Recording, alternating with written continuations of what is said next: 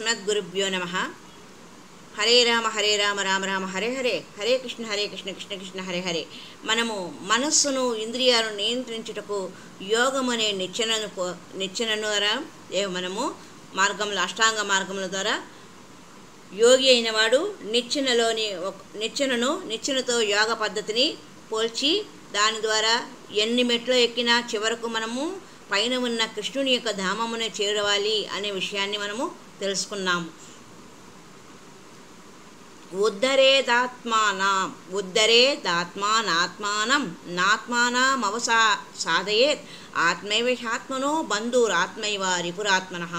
మానవుడు తన మనస్సు యొక్క సహాయంచే తనను తాను ఉద్ధరించుకొనవలే గాని అధోగతి పాలు చేసుకొనరాదు. బద్ధజీవునికి మనస్సు అనున్నది మిత్రుడును అలాగే శత్రువు అయి ఉన్నది అని భగవద్గీత ఆత్మ సంయమన యోగం 5వ శ్లోకంలో ఆత్మ అనే పదమునకు వివిధ సందర్భాలను బట్టి శరీరము, మనస్సు, ఆత్మ అని చెప్పబడింది. ప్రత్యేకించి యోగా పద్ధతిలో మనస్సు, జీవాత్మ ముఖ్యమైనది.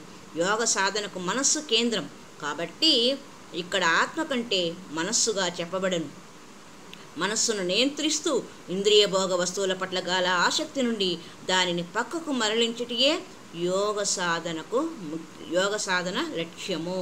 ఇక్కడ అజ్ఞానం నుండి విముక్తి పొందినట్లుగా బద్ధజీవికి శిక్షణ ఇవ్వబడాలని చెప్పబడినది. అష్టాంగ యోగ పద్ధతిలోని 8 దశలైన ధ్యాన, ధారణ వంటివన్నీ మనస్సును నియంత్రించుట కొరకే ఉద్దేశించబడినవి. శ్రీకృష్ణుడు మానవుడు తనంత తాను ఉద్ధరించుకొనుటకు మనస్సును ఉపయోగించుకోవాలని స్పష్టంగా తెలియజేశారు. ఒకరు మనస్సును నియంత్రించినంత కాలము ఆధ్యాత్మికంగా పురోభివృద్ధిని సాధించడం అనే ప్రశ్నే ఉండదు. ఎవరికి వారు వారి మనస్సును నియంత్రించినప్పుడే ఆత్మోన్నత స్థితి పొందడానికి అవకాశం అనేది ఏర్పడుతుంది. శరీరము రథము లాంటిది మరియు మనస్సు దానికి నడిపే సారథి వంటిది.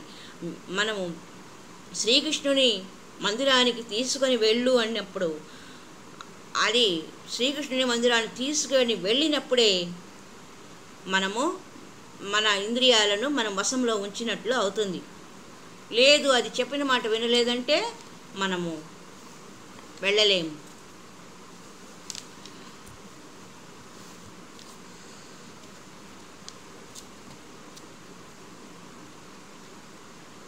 యోగా పద్ధతి మనస్సును నియంత్రించడమే కాకుండా దానిని మనకు మిత్రుడు అయ్యేలా చేయును. కొన్నిసార్లు మనస్సు మనకు మిత్రుని వలె, మరి కొన్నిసార్లు శత్రువుల వలె పనిచేయను. ఎందుకంటే మనం భగవంతుని అంశలం కదా. అతనికి అపరిమిత స్వాతంత్రం కలదు, మనకు పరిమిత స్వాతంత్రం కలదు. ఈ విధమైన స్వాతంత్రాన్ని మనస్సు నియంత్రించును. కనుక అది మనల్ని శ్రీకృష్ణుని మందిరానికి తీసుకొని వెళ్ళమంటే మొదటిలో మొరాయిస్తుంది. దానిని మనం వశం చేసుకొని కఠోర దృష్టితో సంకల్ప బుద్ధితో వెళ్ళాలి అని పట్టుబట్టామనుకోండి, దృఢ నిశ్చయంతో మనల్ని కృష్ణ మందిరాన్ని వైపుకు తీసుకొని వెళుతుంది. శ్రీకృష్ణునిపై మనసును లగ్నం చేసేందుకే కృష్ణ చైతన్య ఉద్యమము నెలకొల్పబడింది. ఈ విధముగా లగ్నం చేయబడిన మనస్సు మరోలా కాకుండా స్నేహితుడి వలె నడుచుకొనును. మరోలా నడుచుకునే ప్రశ్నే ఉండదు. మనస్సులో శ్రీకృష్ణుడు ఆసీనుడవ్వగానే ప్రకాశం అక్కడ వెల్లివిరియును. ఆకాశంలో సూర్యుడు ప్రకాశించగానే చీకటి మాయమగును. శ్రీకృష్ణుని కూడా సూర్యునితో మనము పోల్చవచ్చు. ఎక్కడ అతడు ప్రకాశిస్తూ ఉండునో అక్కడ చీకటి అనే ప్రశ్నే ఉండదు. మన మనసులో శ్రీకృష్ణుని ప్రతిష్ఠించుకున్నప్పుడు మాయా అనే చీకటి ఎన్నటికీ ఎప్పుడుకి ప్రవేశించదు.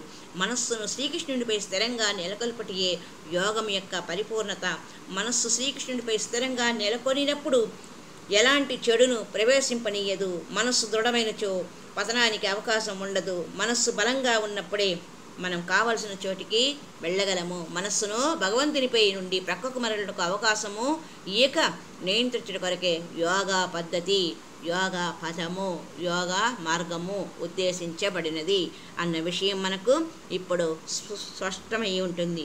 హరే రామ రామ రామ హరే హరే, హరే కృష్ణ కృష్ణ కృష్ణ హరే హరే, హరే రామ రామ రామ హరే హరే, హరే కృష్ణ కృష్ణ కృష్ణ హరే హరే, హరే రామ రామ రామ హరే హరే, హరే కృష్ణ కృష్ణ కృష్ణ హరే హరే.